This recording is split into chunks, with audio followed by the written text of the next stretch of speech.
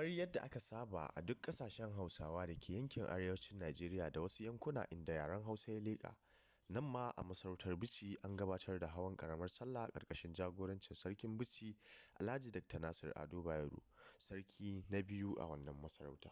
Yau insha Allahu za mu kawo muku yadda aka gudanar da haye-hayen ƙaramar sallah a wannan masarauta tun daga farko har ƙarshe, tare da ɗauko muku wasu shagulgula da suka faru a cikin wannan biki na wannan sallah mai tarihi. Insha Allahu ku biyo mu za ku ga yadda ta kasance.